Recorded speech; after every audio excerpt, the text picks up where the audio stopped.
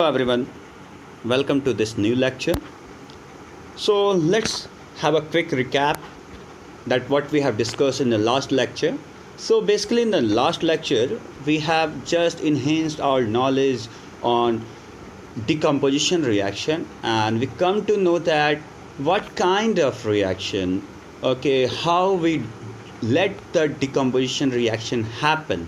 Okay ये decomposition reaction होने की वजह क्या क्या हो सकती हैं, किस किस तरीके से हम डिकम्पोजिशन रिएक्शन को होने के लिए उसको कॉज पे हमने डिस्कस करा था, और आखिरी में हमने ये पाया था कि decomposition reaction is basically endothermic reaction, okay, जिसमें हमें एनर्जी देने की आवश्यकता होती है, ठीक है, जिसमें हम एनर्जी देते हैं। तो चलिए आज का मुद्दा चालू करते हैं हम और शुरू करते हैं, और इसमें है हमारे पास डिस्प्लेसमेंट रिएक्शन।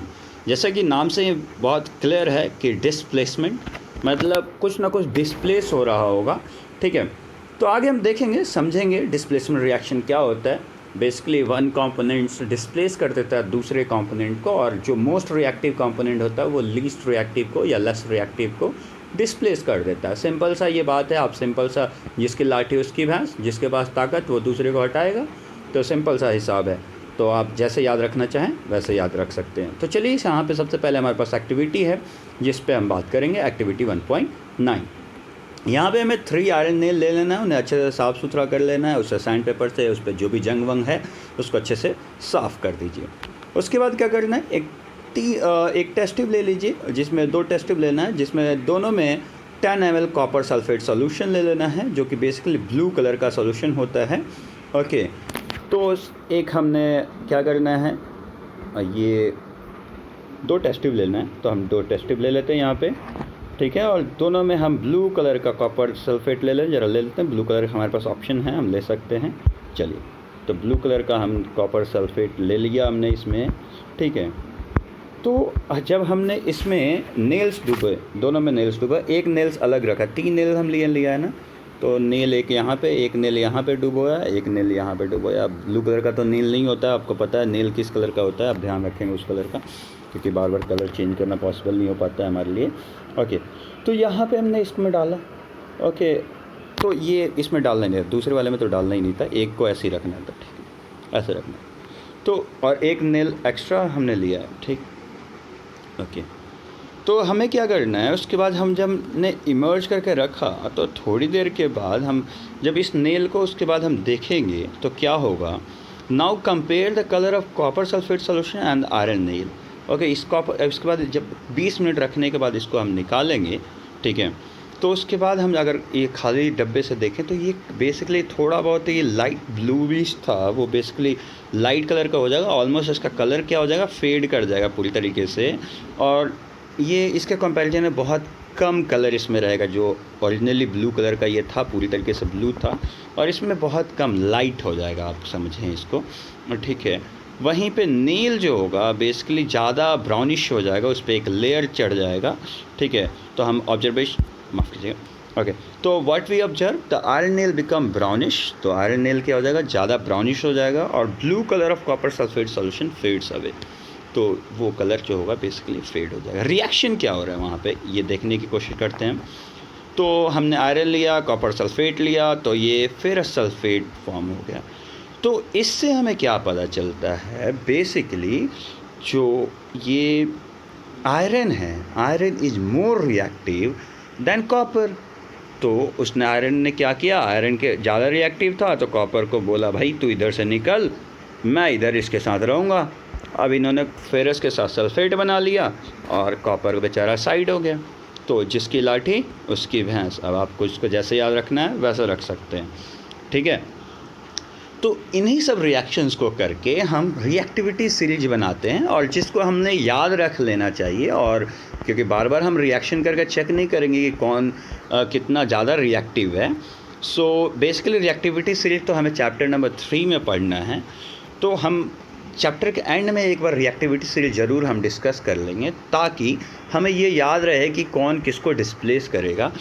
उसमें जो रिएक्टिविटी सीरीज में ऊपर होंगे, ठीक है, वो हाईली रिएक्टिव होंगे, जो नीचे होंगे वो लीस्ट रिएक्टिव होंगे। तो रिएक्टिविटी सीरीज की बात आगे हम करेंगे, ठीक है।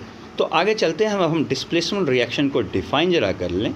तो reaction in which an elementary substance displaces and set of free constituent element from its component.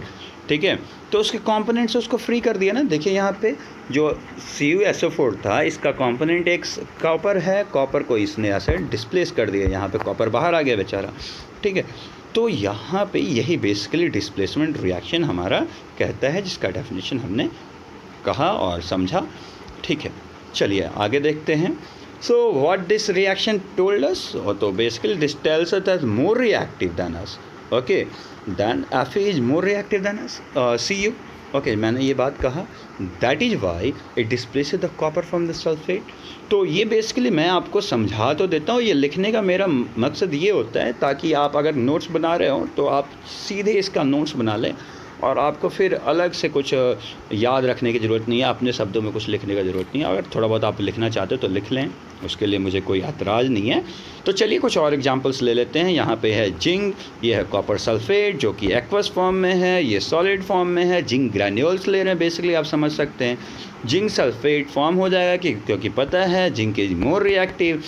और माफ़ कीजिएगा, ये रिएक्शन तभी होगा जब ये ज़्यादा रिएक्टिव होगा। अगर सपोज दैट यहाँ पे कोई ऐसा एलिमेंट है जो कि लीस्ट रिएक्टिव है, जैसे कि कॉपर के यहाँ पे गोल्ड यूज कर लिया, gold is least reactive than copper, तो ये रिएक्शन नहीं होने जा रहा है, ये रिएक्शन नहीं होगा। फिर तो भाई आयरन गोल्ड गोल्ड ही रहेगा और सिल्वर कॉपर कॉपर ही रह जाएगा, उसमें फिर रिएक्शन नहीं होगा।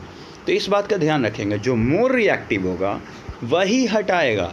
मतलब अगर कॉपर ही जब ज़्यादा रिएक्टिव है तो वो तो उसको सामने वालों को हटा ही नहीं पाएगा। जैसे अगर मान लीजिए कॉपर सल्फेट के साथ बहुत अच्छा दोस्ती करके रखा है, अब ये बेचारा आता है इससे दोस्ती करने के लिए, तो ये इसकी दोस्ती नहीं तोड़ पाएगा क्योंकि इसकी उतनी ताकत नहीं है।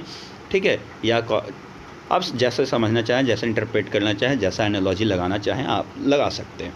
ठीक है, तो यहाँ पे Pb लीड है अपना और ये है CuCl2 कॉपर क्लोराइड।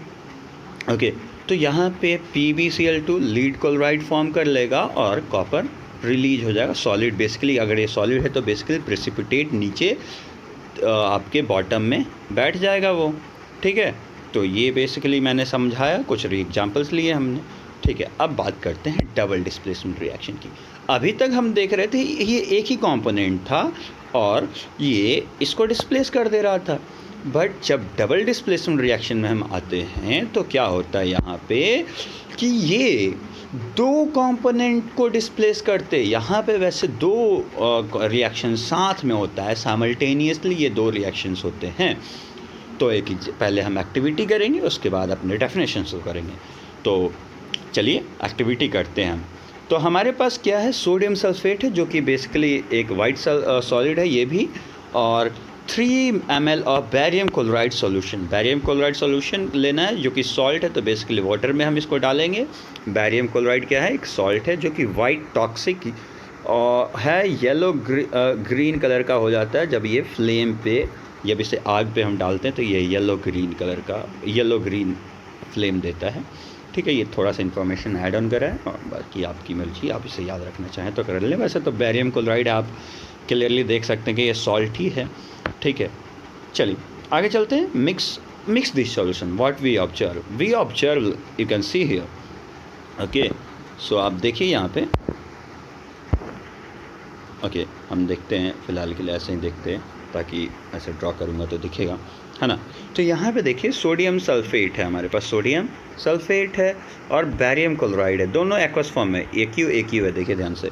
तो यहाँ पे सोडियम ने बैरियम को यहाँ हटाया और बैरियम ने यहाँ सल्फेट को हटाया, और इन दोनों ने एक दूसरे के साथ डिस्प्लेसमेंट रिएक्शन कराया। इसी वजह से दो बार डिस्प्लेसमेंट हुआ, इसी वजह से हम इसको कहेंगे डबल डिस्प्लेसमेंट रिएक्शन। क्या कहेंगे, डबल डिस्प्लेसमेंट रिएक्शन। ठीक है, तो उम्मीद करता हूँ समझ में आया हो। चलिए आगे चलते हैं, हमारे पास आगे क्या है।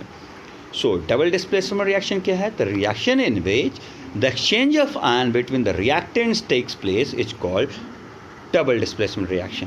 तो एक्सचेंज ऑफ आयन दोनों में तो हो रहा है भाई, इसमें भी हो रहा है, इसमें भी हो रहा है, मतलब ऐसे भी जा रहा है और रिएक्शन ऐसे भी जा रहा है, कह सकते हैं समझने के लिए। ये ऐसा नहीं है कि ये मतलब यहाँ पे देखिए पोटासियम नाइट्रेट फॉर्म हो गया और ये लीड आयोडाइड फॉर्म हो गया। तो यहाँ पे ये बेसिकली ऐसा काम चल रहा है। और ज़रा नीचे हम लोग देख लें यहाँ पे क्या है, तो इसके ये पोटासियम आयोडाइड वाइट कलर का होता है, लीड नाइट्रेट कलरलेस होता है, पोटासियम नाइट्रेट जो फॉर्म करेगा वाइट और डर्टी ग्रे हल्का ग्रेइश होता है, वहीं पे lead iodide bright yellow colour का होता है। तो रिएक्शंस को समझने के लिए हम लोग थोड़ा बहुत याद रखने के लिए करते हैं ये काम, ताकि मैं लिखता इसी वजह से हूँ। तो बेसिकली प्रेसिपिटेशन जो बीच नीचे में तली में बैठ जाए, उसकी बात मैं कह रहा था स्टार्टिंग में भी। Okay, so the creation of solid from the solution, the formation of any insoluble salt when two solution containing soluble salts are combined. दो कोई सॉल्युबल सॉल्ट्स हैं, ये भी सॉल्युबल सॉल्ट है, जैसे कि यहाँ देखें ये भी एक सॉल्ट है, ये भी एक सॉल्ट है।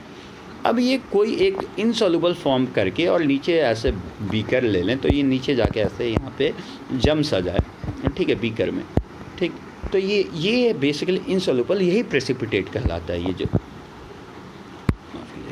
हाँ, तो ये जो बेसिकली यहाँ पे ये ऐसे तली में जो नीचे ड्रॉपलेट्स या बालू सैंड आप देखते हो, सैंड जब पानी में घोल के रख देते हो नीचे नीचे, बाद में थोड़ी देर के बाद ऐसे वो ड्रॉप्स बन जाते हैं, ठीक है।